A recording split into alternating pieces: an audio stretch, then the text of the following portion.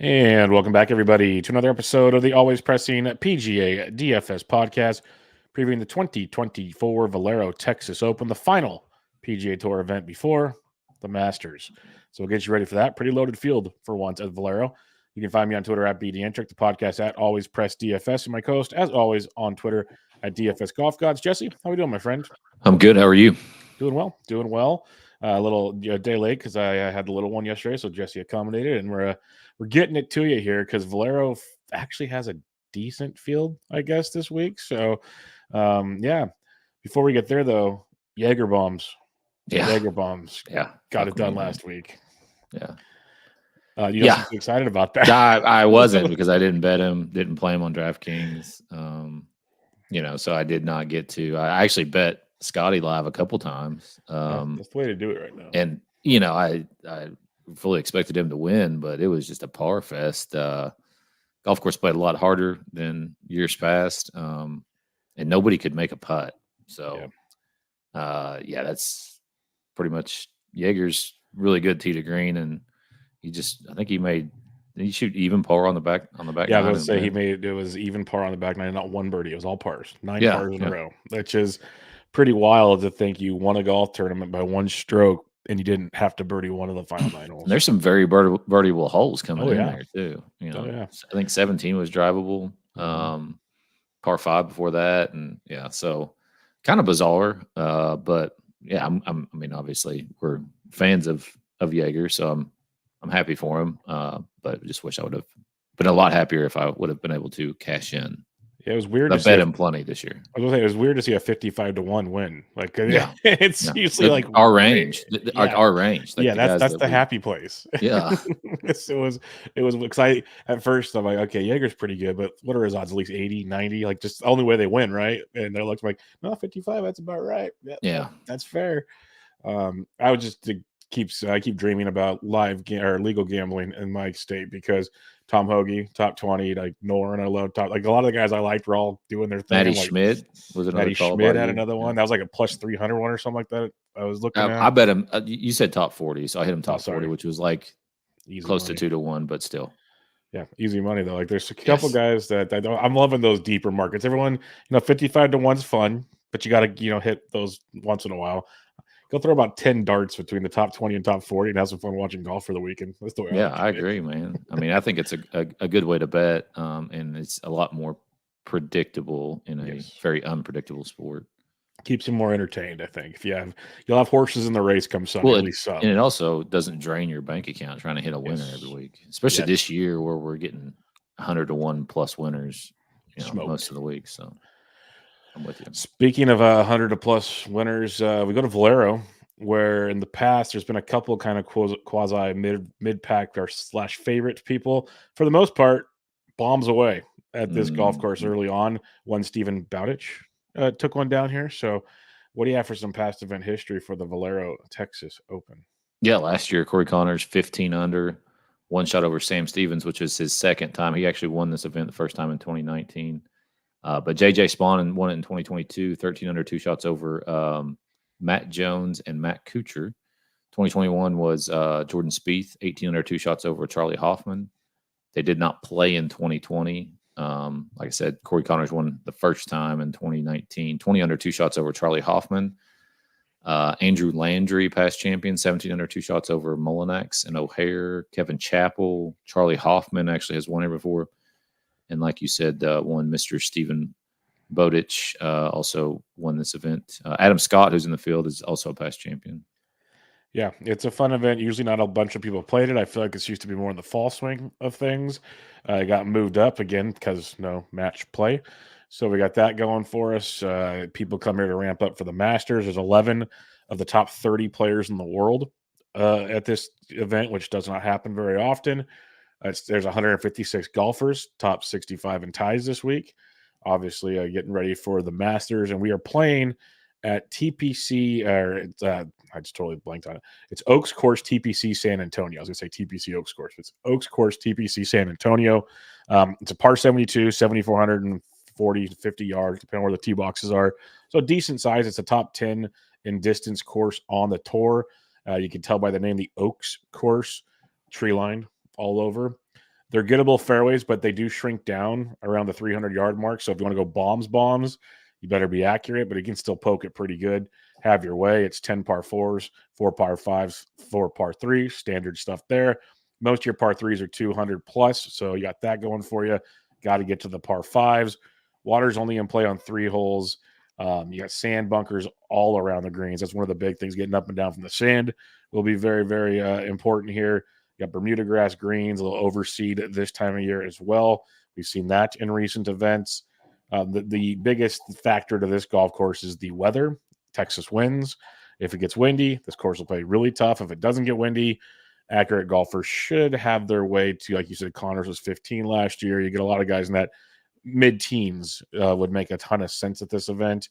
And if anybody needs to have some fun with Live Golf playing this weekend at Doral, this course was designed by Greg Norman and helped designed by Sergio Garcia. So that's kind of ironic to me in my last little bit. So what do you got? What are you looking at stats-wise on this one? Yeah, I think you kind of hit it on the head there. Obviously, there's enough course history to throw a little weight on that. It's for the winner, typically a birdie or better course, but if you're just looking for cut makers, bogey avoidance, I think is fine to wait. And then just a lot of the normal stuff, hit it far and hit a green. Yep, hit it far, hit a green, get hot putter. Like kind of what we saw last week. It was a similar skill set to last week, it feels like, but little longer golf course here. So we'll see how it goes, especially like because at last week at the Houston Open, it got windier than heck on Friday and Saturday. That was a wild one, so it kind of kept the scoring down a bit. So it'll be interesting to see how we get it here in the Valero Texas Open in San Antonio. Let's talk DFS here. Starting 10K and above, you got 4 golfers, Jesse. You got Rory McIlroy at 12.3, then Matsuyama at 10.6, Ludwig at 10.5, and Morikawa at 10.1. Who are you targeting in this range? Yeah, I mean, obviously, it's hard to talk anybody off of playing Rory. We were talking beforehand that we're not going to be playing him, so it's probably a good idea to play him because lock him in, folks. 100% exposure. You're welcome. I think Hideki is playable. He's made 2 out of 3 cuts here. He did withdraw in 2022. Obviously won the Genesis, finished 12th the week after that, 6th at the Players. So I've been playing some really solid golf. Big fan of him next week too for the Masters. But and then Ludwig, he did miss the cut here in his one start, which was 2 years ago, 2022. But obviously not the same guy. Coming in off 8th place finish at the Players, hasn't finished outside the top 25 since the beginning of the year. He's only had 5 starts this year since the beginning of the year, which was the Sony Open for him. Or I guess he played the Century as well. He didn't have a good Hawaii swing. He's had a great since swing. So Ludwig, I think, is definitely playable. I don't know that I will play any of these guys. I think there's plenty of ways to start it in the 9K. We'll talk about that here in a second. But again, I wouldn't talk anybody off of playing anybody over 10K. Just like usual, it's the best of the best here. Yep, I'm with you. And there's a great chance I avoid most of this range, but I do like Hideki quite a bit at 10.6. Over the last 24 rounds, he actually rates out first in my model. He's first around the green, 7th in approach, 4th in par 5s, 3rd in par 4 scoring. Like he just does a little bit of everything, birdie or better, 10th in this field. You mentioned some, the past stuff here, 15th last year, withdraw 30th, which is great. But that current form is what gets me going the most. The Players and API, that's 6th and 12th. He's rounding into shape very, very nicely. So I like Hideki a lot at 10.6, like you said.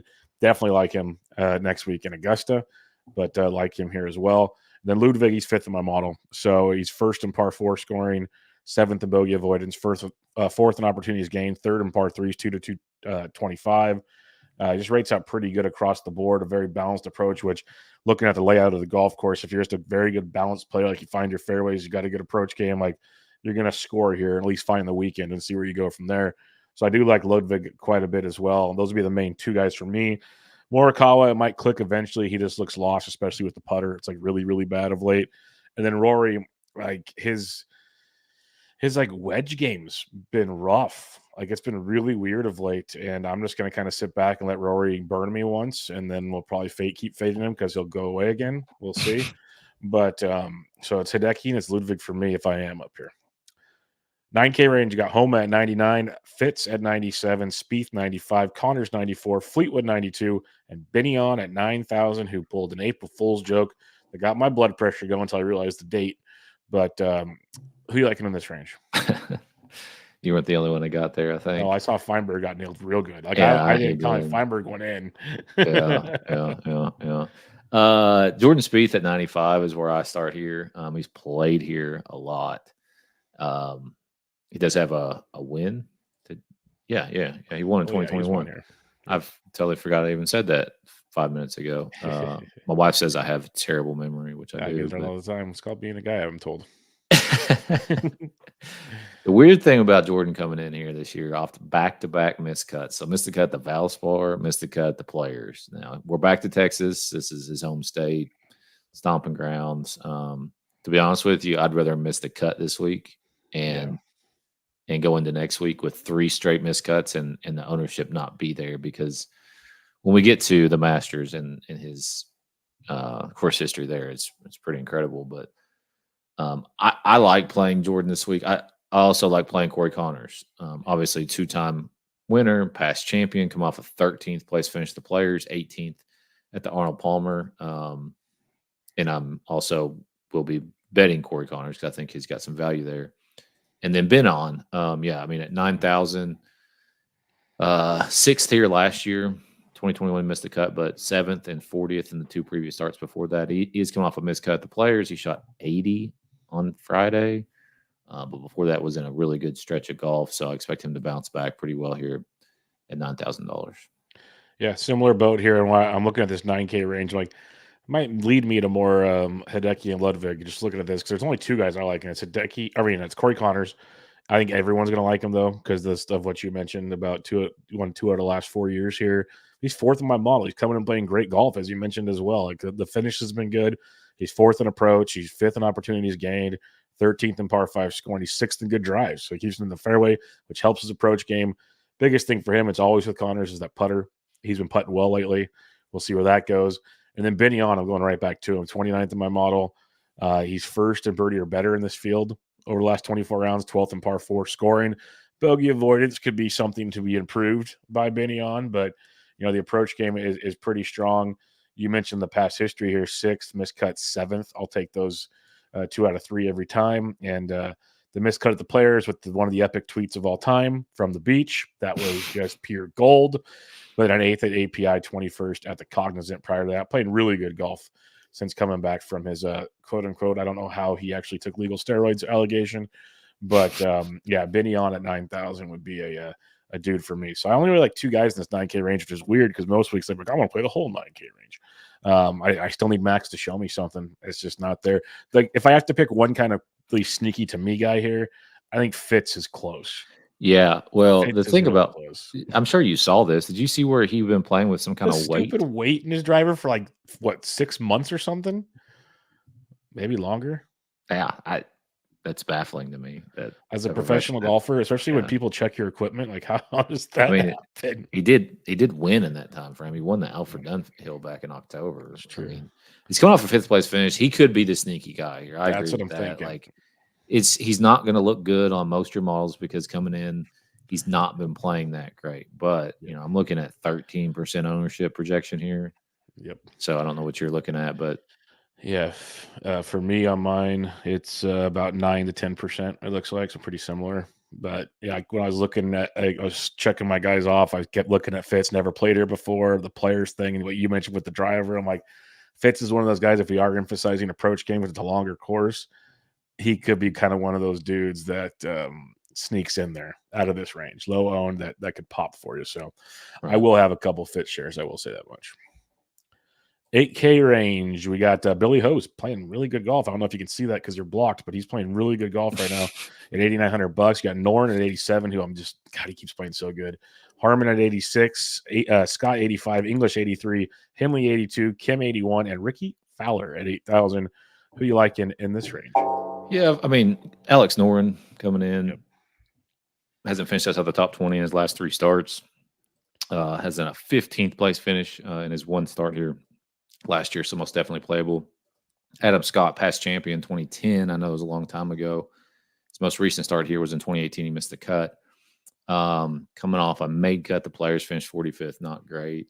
I mean, he's not coming in playing like out of this world, but he did have a stretch there earlier this year where he did have 4 straight top 20s. So I do look for him to bounce back this week. And then the last 2 in the 8K range here, Tom Kim, Ricky Fowler. I mean, a couple of disappointing seasons for both. Tom, he's made 5 straight cuts. His best finish was 17th at the Phoenix Open. He didn't play the Players, right? And I think he backed out like on Wednesday or something due to injury. Gotcha. Well, I don't know what's up with the injury, but I the upside to me at 8,100, and also too when we get to the betting portion, I think it's there to throw some money down. So I mean, like to me, it's either play him on DraftKings or throw a little bit of money down on the betting market. And then Ricky Fowler at 8,000. I mean, so Ricky's course history is what really draws me to him. 10th miscut, 17th in his 4 starts here. So 3 out of 4 made cuts, all 3 made cuts inside the top 20. He's made 4 straight cuts on tour. He finished 68th at the Players, not great, 36th on Palmer. So I mean, like the finishes aren't there, but again, the upside for these 2 guys, in my opinion, at this price is worth playing at least some, especially if you're playing a bunch of lineups. Yeah, I just looked up the Tom Kim thing. He withdrew due to illness before the Players, like the day before the Players. I remember it was something COVID or like something. that. Yeah, it's something. Basically, maybe had the so we're guts. good. Yeah, we should be fine. So yeah, 8K range, like Billy Ho, he rates out well. He's 12th on my model. I just get really nervous because he was so bad for so long, but he's coming in with 7th last week, 12th at Valspar, miscut the Players, 9th at the Cognizant. So the Players is always a crapshoot. So you give him a 7th, 12th, and a 9th in the other 3 events. It's pretty dang good when it comes to Billy Ho, who hasn't played her since 2019. Missed cut T11 though in 18.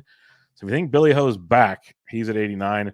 But I'll go to Alexander Noren, 15th here last year. He was my one and done last week. Finished 11th. He's just been on an absolute tear, as you mentioned. Like, part of me wishes I had him again this week because he's just a steady Eddie. I don't know if he'll ever win, but he's got the goods to just like I'll play. He might be locked in by DFS lineups. $8,700. He's just that good. So then again, play Rory. Don't play Noren. Everybody, you've been warned. Okay, you mentioned the Ricky case. I checked him off also because the course history is amazing. Even in his bad years, he was playing well, which made it interesting. But man, I'm looking at his stat line here, and it's he's 134th in this field out of the last 24 rounds, and it's just a whole lot of red and pink. It's brutal what's going on there. So like Tom Kim, I like a little more if you're going to pick between the 2, like you mentioned. But the 2 guys I'll mention is Harris English at $8,300. He's 22nd on my model. Just steady across the board outside of opportunities gained. So if it's a birdie fest, we'll see with Harris English. But miscut in 19, 36th, and 18th. So I haven't played here in a while. But what I saw with English, 19th of the Players, 21st the API, just doing Harris English, steady things, quietly doing it. So I think he's interesting. And then I'll also think Brian Harman, similar to my Fitzpatrick up in the 9K range. Harman's my dude in this range. He hasn't played since 2019 when he missed the cut here. I think we can all agree it's a different Brian Harman than we're getting now. He missed the cut at the Valspar after a 2nd at the Players, 12th at the API. Obviously Open champion. We'll have to discuss that, but just his par 5 scoring has been really bad over the last 24 rounds, which shocks me. Other than that, though, he's rating up pretty decent around everything. So, like, the way I like Fitz is kind of a sneaky in the 9K range. I would say Harman would be my dude in this range, projected to be about 8%, give or take, ownership-wise. So that can give you some leverage down here if you are looking for it. 7K range, we'll group it all together here. Seabez, Rai, Batia, all the way down to Todd, Victor Perez, and Sam Ryder and Mark Hubbard. So what do you like in the 7K range? I was wondering if you were going to I started it. I'm like, no one needs to hear me name 15 guys off, so we're just going to do that. Yeah, I don't blame you. Seabez at 7,900. 28th here last year. And coming off a 9th place finish at the Valspar, 13th at the Players. So obviously coming in pretty good form. Aaron Rye.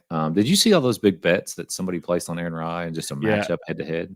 I think I was listening to one of Feinberg's shows or something after we did ours, and I'm like, He kept making jokes about, is this Aaron Rye's bookie or whatever, fall guy or something? There's all these jokes His behind translator. it. I think Translator, that's what it was. that's the Yeah. joke now, which you understand Yeah, from Shohei. very Gotcha. well. Yep. But yeah, 7th. He ends up finishing 7th. I mean, he played really well, which is wild. And I'm sure he won his head-to-head. Whoever that was against, I can't remember. But he's got good course history too. 28th, 29th last 2 years, so definitely playable. Keith Mitchell rates out really well in my model. The last 2 years here, he has finished 17th, or the last 2 starts here for him. 2021, he finished 17th. 2018, he finished 26th. But he's coming off a miscut at the Houston Open. I think it's totally fine to go back to him. It's not like he was shooting 80-80. He shot 71-71. And before that, was in contention a couple weeks ago. I can't remember exactly where, but here comes the sun in on my face. Bo Hostler, it's Texas. He's played here plenty. He finished 4th here in 2022. Mav McNeely, 35th here last year. This price is way too low on Mav, especially coming off the pretty good showing that he had a couple weeks ago at the Players, and then finished 45th at the Valspar. He's missed a cut since the American Express in early January. EVR at 7,400 is another dude who I definitely will play. Miscut 14th in his 2 starts here, coming off a miscut, but before that was 25th, 2nd, and 8th. So he'll be able to bounce back. Victor Perez at 7,100 has never played here, finished 17th last week. And Sam Ryder is a boomer bust guy. I think he's another guy that you mentioned, like a top 40 bet or something last week. He ended up finishing 64th because I bet him. Fell apart at the end too. It wasn't a good Saturday for him. He shot 74 and he bounced back with a 68. That's 4 straight made cuts for Sam Ryder on tour. He finished 3rd here last year after back-to-back missed cuts. So that's what I got for now. I'm going to close these blinds and let you talk. And that's interesting thinking about Sam Ryder, who longer courses and finished 3rd here, almost won the Farmers last year also. So maybe there's something to it. Who knows? But for me in this range, another reason why I might play more Hideki and Ludwig is in the 7K range. I have 11 golfers in the top 30 in my model. Yeah. Like they rate out really, really good. So you can like justify going, okay, I'm paying somewhere in 7K for a guy that might finish, top 20. That's what you're looking for. So like Aaron Rye, you mentioned he's 7th in my model. Like that's really good. He's 1st in good drives in this field. So if we're putting an emphasis on that, that's big. 4th on par 4 scoring. So I like that. Seabez at 79. He's 28th in my model. It feels like we were all over him, and then he fell apart, and he's starting to come back to form. Right now, he comes in here at 9th at Valspar, 13th at the Players, 44th at API. So 3 straight made cuts on the mainland for Seabez. And he finished 28th here last year in his first start at this event. He tied with Aaron Rye. So Seabez is interesting. We saw Bhatia last week. He's 20th in my model. Played really well like for Friday and Saturday. Just kind of does his thing. Just very outside of around the green game. He is very solid in my model. So Bhatia is interesting. I'm with you on Keith Mitchell. Rough week last week, but he's 3rd overall in my model. Last 24 rounds. 1st in approach. 1st in opportunities gained in this field. Putter's atrocious. So we'll see where Killer Keith goes, but I can jump back on like the miscut thing. It's always a good idea to get back on that train, folks. You mentioned Bo Hostler, Texas narrative. He's 31st. If you want to go 12 in the top 31 of my model, you got him in there. But he's played good, bad, but he just makes cuts here regardless. So he's probably a better cash game play than anything. A few others, EVR 100% with you. He's 16th in my model. He's 2nd in par 5 scoring in this field. 7th in birdie or better. I like the miscut and then took a little breather after that hot run he was on. I'm all for that. Let's go right back to EVR, getting ready for the Masters. Glover went right back to him. It was okay. I think things were okay there for Glove last week. Not ideal. But Valspar 11th after we talked about the miscut. So keep with Glover. He just has a phenomenal all-around game outside of his putter, of course, and his sweat glands. But, nothing we can do about that.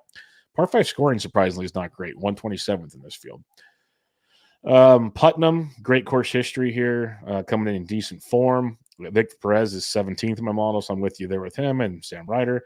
Now I'm going to mention Mark Hubbard, though. This is like 15th in my model, 3rd in par 5 scoring, 3rd birdie or better over the last 24 rounds. He's 13th in approach. When you look at the event history here, it's miscut last year in his first trip here. So if you're going off of that, that's all you got. But 31st last week, 31st at the Players, 64th at the Cognizant. He was playing better than 31st last week before he kind of fell apart. So Hubs could be a fun one as well, but a pretty darn loaded 7K range, especially if you want to differentiate, you want to play ownership, you want to get like 3 7K guys and load up top. Very doable this week by looking at things. So kind of actually piques my interest in a roundabout way. Decent amount of 6K guys I like here too. So who you liking in the 6K range? Yeah, there's definitely some playable dudes down here. Matt Kuchar is just a course history play. The form coming in, 49th, 4 straight missed cuts, but he's never missed a cut here at least since 2016. And he finished 3rd last year and 2nd the year before. Rio, I'm not going to say his last name, $6,600. This is not a course history because he's never been here before, but coming off an 18th place finish his last time out at the Puerto Rico Open. Max Grazerman, I mentioned him last week too. Yeah, and it was sickening to see him finish 7th. Oh, you didn't play him? Didn't play him, didn't bet him, nothing. Got nothing out of it. But I hope somebody out there did. So 7th last week, 33rd, 15th in his last three starts there. Has never played here before. Novak was a guy I did play last week. In hindsight, would have really loved to have Grazerman instead. If I could tell you anything about Novak, I would, but it's not loading there. Kevin Yu at 6,100 is another guy. Bramlett at 6,100. SH Kim at 6,100. And Jimmy Stranger at 6,000 to round out the and Jonathan Vegas at 6,200. Stranger's another one of those guys that we've kind of joked about lately. Yeah. And he keeps just doing enough. I guess it's Stanger, but he did miss a cut at the Valspar, but before that had 4 straight made cuts. Vegas, another guy at $6,200 there. And then, I mean, Charlie Hoffman, I have him checked off, yes. Yeah, I mean, after almost winning the Phoenix Open, he's gone 50th miscut. But if this is a get right place for anybody, I think it's Charlie Hoffman. Yeah, Phoenix and Houston or anywhere in Texas is a get right place for Charlie Hoffman. We saw it in Phoenix and went bad. Yep. And first round leader at the Masters if he can get there. Yes, if he can get there. He's got to have a heck of a week this week. So I think it's actually too late for that. I'm not sure. I think he'll probably win. If you win, maybe. If you win. You have to win and get in. We'll see how that goes. But 6K range for me, it's like I'm always an Adam Schenk fan. He's missed 3 straight cuts here, but then 7th the year before that. It's more about recent form, like 33rd, 19th of the players. What do you prefer? There's probably other options if you prefer course history down here. Like somehow Matthew Kuchar is a very, very interesting one down here. 3rd, 2nd, 12th, 7th the last 4 years of this event. 3rd, 2nd, 12th, 7th for Matthew Kuchar. Just going to throw that out there. Shocked me when I saw it. 49th at the Valspar, miscut at the Players, miscut at the Cognizant. So he's getting old, and I expect a lot more miscuts, but man, that's a heck of a course history if you've ever wanted to see one. Lee Hodges, 25th, 35th, 12th, his last 3 events on tour. Comes into here with a 6th place last year. Ben Griffin, miscut here last year in his debut, but coming in, swinging it well, 36th, 17th, miscut at the Players, 55th. I'm with you on Novak, 53rd last week, 17th the week before. He's been playing really good golf. Miscut the Players, 9th at the Cognizant. Ryan Moore, he's made 3 straight cuts instead of including a 5th at the Valspar. And you look at this event, miscut last year, but then 76th, 3rd, and 7th. I got Hoffman here, 22nd, miscut 2nd, 64th his last 5 trips here. So, yep, definitely could be a get right spot. I'll go right back to Matthias Schmid, 46th here last year in his debut. And he's 21st, 17th, 26th, 10th his last 4 trips on tour. That's pretty dang good for $6,300. Spawn defending. He's won here before if you want to go that route. But Nate Lashley, 21st and 13th, his last 2 events on tour at the Houston Open and the Players. And he comes in here going with miscut, 16th miscut. So pick your poison on what you want to look at there. With you on Bramlett. And then Joel Dahman as well. He's made 3 straight cuts here, miscut last week, but he's playing good golf. He's only $6,100. So I have no problem going back to big Joel Dahman. Who do you like in the 5K range? Start with Sam Stevens. Finished 2nd here last year. 2 straight made cuts for him on tour. Kevin Doherty, $5,500. He's never played here, but 2 straight made cuts. Back-to-back 45th place finishes for him. Lonto Griffin at 5,400. He's 4 out of 4 on made cuts at this event. Best finish was last year, finished 15th, coming off a 57th place finish at Houston, made the cut, finished 48th in Mexico. So 2 straight for him. And that's it. Kevin Streelman, $5,600, 46th last year, 18th year before, 6th and 8th. Last 4 events at this golf course was pretty good. 26th of the Valspar, miscut at the Players, 32nd at Puerto Rico. So Streelman, he is a creature of habit. There's certain courses on tour he really likes. I'll take my chances down there. Ben Martin at $5,600, 10th year last year, 63rd, 34th, 45th. So 4 straight made cuts at this golf course for Ben Martin. 67th at the Valspar, 31st at Players, 42nd at Puerto Rico. Then Lonto Griffin, you mentioned, yeah, he's been crushing it at this golf course. And those are the 3 dudes I've got checked off down here. Trying to avoid it consistently. I have not played a 5K guy yet. Don't plan on changing that this week. All right, let's recap things, Jesse. 10K and above, who you looking at? I'm going to say Ludwig. I'll go Hideki. Hideki is my number 1 man in the model. 9K range. Been on. I'll say Fitzpatrick. I'll start planting a flag on that. I'll stick with that one. 8K range. Noren. Yeah, that's the dude. That's the dude.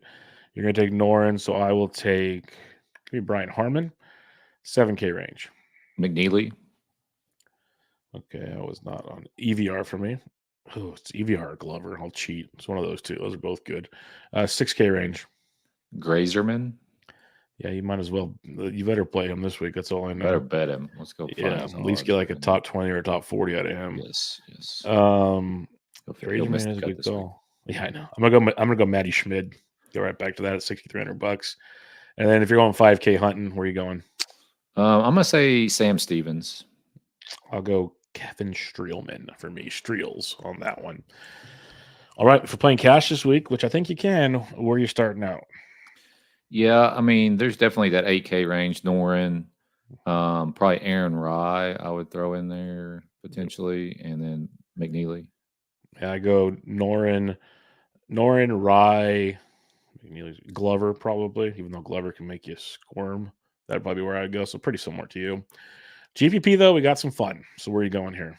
Yeah, Ludwig, Corey Connors, and McNeely. I'll go Hideki, Fitz, and Noren. It's not even get cute about it. You guys can get the cheap. You guys can go to the 7Ks where I love everybody. So have fun with that. All right, who you got winning this thing, or who you got some bets on this week? Yeah, I'm going to throw down, looking at FanDuel odds here, so might be a little different than yours, but I got McNeely at 55 to win, Corey Connors at 25 to win, and then Tom Kim at 60 to win. I just feel like that's a big price. Also, just went ahead and threw down 5 on Tom Kim to win.